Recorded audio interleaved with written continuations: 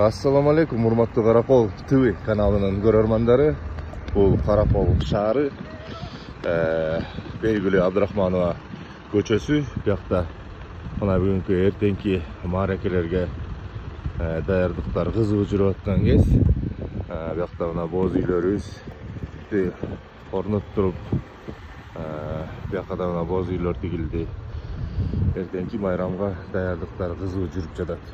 Мына бул борбордук аянтта да өзүңүздөр көргөндө мына абдан чоң боз үйлөр тигилип жатат.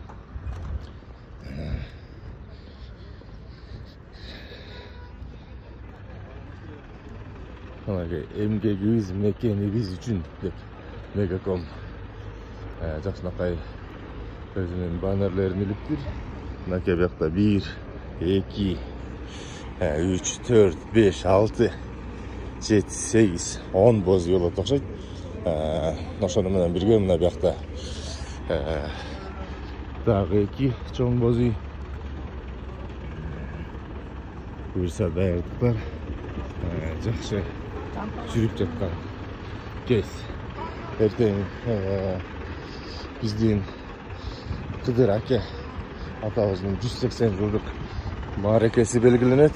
Ошо менен бирге Каракол шаарынын туулган күнү дагы белгиленет.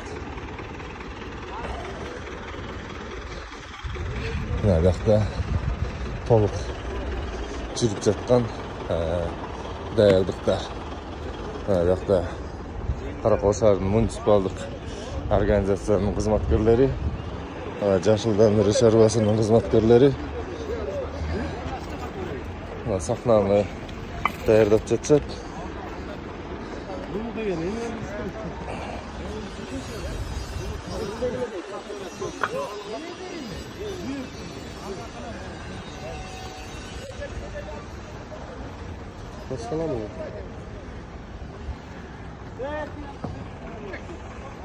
Жүрүп жаткан даярдыктар ушундай. Эртең мааракеге келип катышып бериңиздер. Баарыңарды майрамыңар менен